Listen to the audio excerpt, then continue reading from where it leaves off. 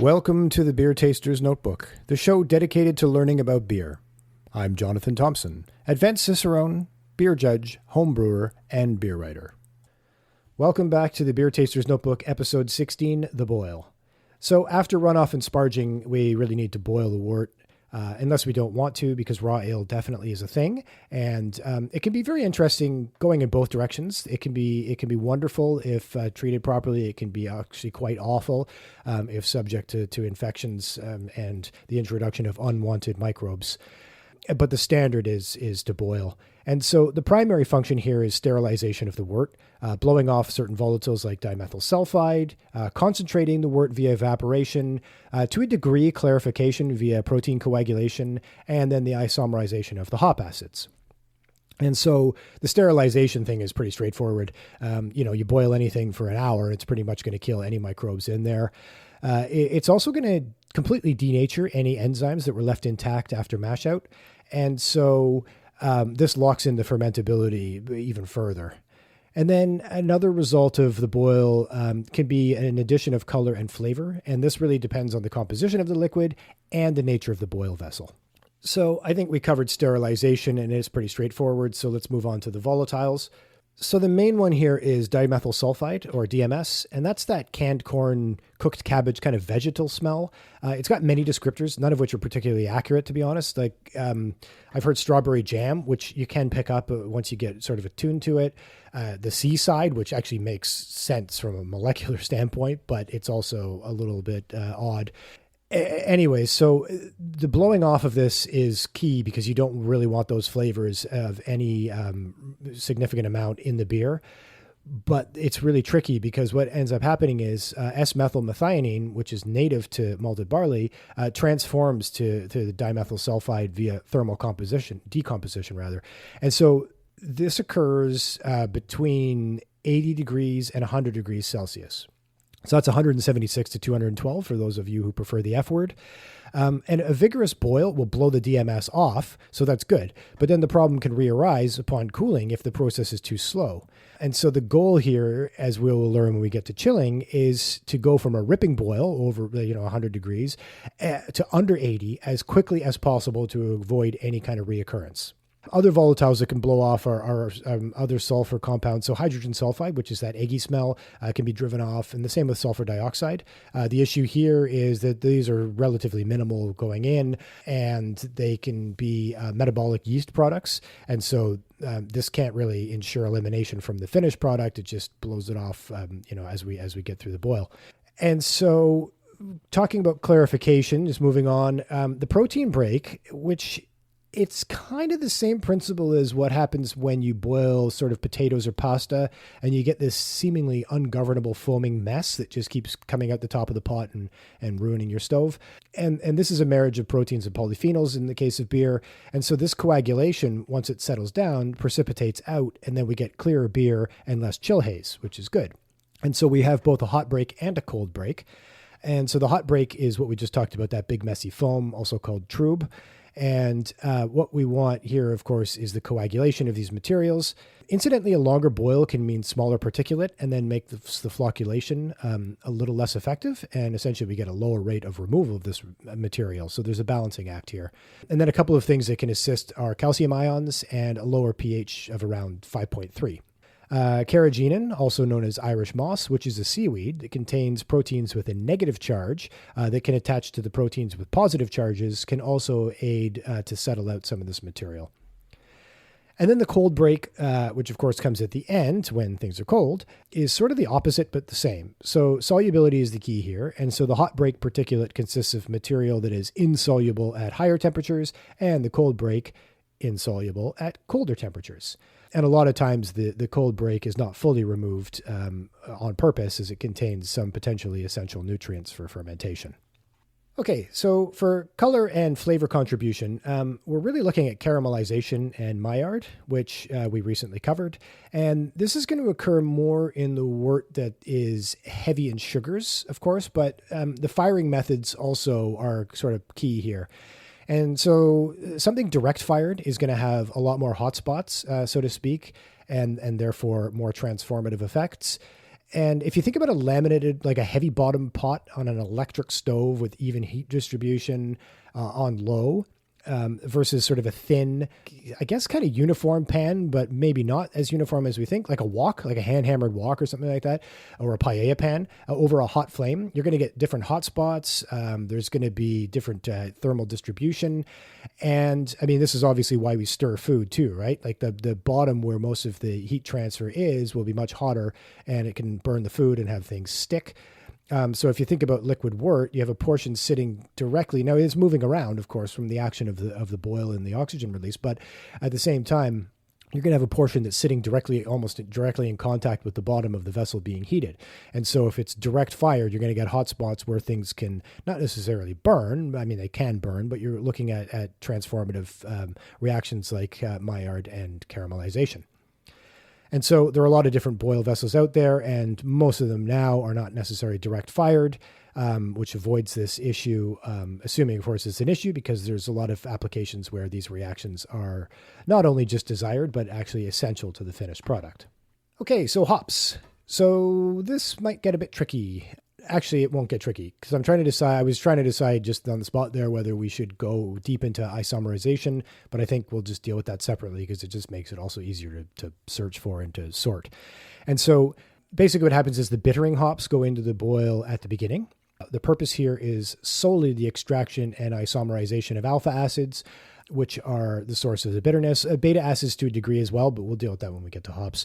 And so the main alpha acids, humulone, cohumulone, and adhumulone, they aren't really all that bitter on their own, and they're not very soluble in their native form at all, which is, of course, not what we want. So with heat and time, the alpha acids isomerize into trans and cis isohumulone, isocohumulone, and isoadhumulone, and these are much more soluble and impart the desired bitterness into the beer. And so just quickly, isomerization is basically a rearrangement of the same molecular components. The easiest way I think to describe this is it's kind of like a dinner table where you move some of the seats around to make, to facilitate conversation or to avoid, Uncle Rick stabbing Cousin Jimmy with a fork or something like that, because it's all the same people, but you're just rearranging where they sit, just to make it a better experience for everyone. And so this is exactly what happens with the isomerization of molecules or molecular compounds, is that it's the exact same molecular structure, but it's just rearranged slightly differently. And so in this case, it opens up some of the hydrophilic sections, and we get solubility into the wort. And of course, that imparts the bitterness and allows us to have bitterness in our beer. Okay, amen. So I'll do a whole episode on that, going sort of more in depth as to how it works. Okay, so let's talk about the various boil systems. So there are, of course, different scales, systems that are all in one, etc. But let's just go through the various mechanics. So, I mean, just to clarify what I was saying there, I mean, if you're a massive, massive brewery and everything's automated, you may have giant boil kettles that are fired in different ways that then all of a sudden everything gets pumped into a different system, et cetera, et cetera. And in a home brew setup, you might just have a pot, or you can get an all-in-one system where you sort of boil, you mash, boil, and sparge and ferment and do everything in kind of one. So conventional boils are at atmospheric pressure, and they basically come in two types. And so this just means regular boiling. Like you boil a pot on the stove, you're boiling at atmospheric pressure. And the heating device, they're referred to as calandrias, and there's internal, which is kind of like your electric kettle, and external, like a pot on a stove. Then there's pressurized systems. There's low pressure and there's high pressure, and I'm assuming there'd be in between pressures. And so you're looking at boiling from about 106 to 130 degrees Celsius. And those are kind of how they sound. So the boil happens under pressure, like a pressure cooker. And actually, let's talk about that for a minute. So the boiling point of a liquid is the specific temperature when the vapor pressure of the liquid is equal to the atmospheric pressure plus any additional pressure, right? And so the higher the pressure, the higher the boiling point. And this is why if you're sitting up on the top of Mount Everest, food is going to take a lot longer to cook than if you're just hanging out by the side of the ocean. And that's if it cooks at all up there, I guess. And inversely, this is why a pressure cooker cooks food so fast. And so by mechanically enhancing the pressure on the boil, we push the boil temperature up. And so, as we mentioned before, direct fire kettles do exist, and this would have been the traditional type. Well, I mean, I guess at one point in time, super hot rocks were thrown into wooden boil vessels, so not going back that far, but we used to have these sort of onion-shaped, if you think about an onion with the stem intact, so onion-shaped boil kettles, often made out of copper, since it was quite malleable and it's got high conductivity. And they would have been direct fired, usually with wood or coal. But now we've moved more onto the sort of Calandria system, the indirect firing, and those are much more modern. And the new ones are kind of steam heated, electric heated in smaller applications like a home kettle. And then there's another style of boiling called thin film evaporation. And it's not a complicated concept, but the machinery is pretty complicated. So the wort is fed in a thin film, as the name suggests, and it's like 0.1 to half a millimeter. And as this thing is usually done under a vacuum, the boiling point can be now down around 65 degrees Celsius. So this process consumes a lot less energy, and it reduces boil times from 60 to 90 minutes, which is the standard, to around 10 minutes. And so evaporation is achieved, DMS blow-off is just as good, and the entire concoction is subject to lower thermal stress. But something interesting happens with the hops as well. And so the shorter time and lower temperature reduce some of the aroma blow-off, which is good if we want to keep it, but not so good if we're actually trying to blow off some of those harsher ones from the sort of the grassy notes that are often associated with bittering hops. So that being said, the isomerization rate is improved significantly, and that pushes the utilization rate up, of course, which lowers the hop charge. So fewer hops, better bitterness, lower costs as far as that input goes. And if the aromas and flavors associated with those hops are something desired, then the retention of that obviously is a positive. And so that's probably a decent overview of the different boiling systems. So during the boil, we should probably expect losses of volume around 5 to 10%, and expect a drop in pH as well of about 0.2 to 0.3 units.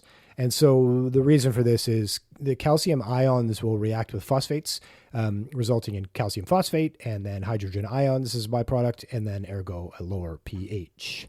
What else do we want to talk about here? So for finishing hops, this is important, obviously. So those are added 10 to 15 minutes before the end of the boil. And this way they can be integrated without blowing off all the volatiles. And we'll talk about different hopping methods on their own. But now just a couple of notes to finish off. I think that most of this is mostly for home brewing, but boil over is real. It is very messy. You're left with a sticky, hard to clean residue after. And I feel like it has contributed to the destruction, or at least the semi-permanent shame, of many home stoves. I use a 60-liter pot, and I never make more than 20 liters at a time. And so I guess as Churchill said, pay attention and use a big pot, or something like that. Another final note here is that boil time can vary, but 60 minutes is usually sufficient.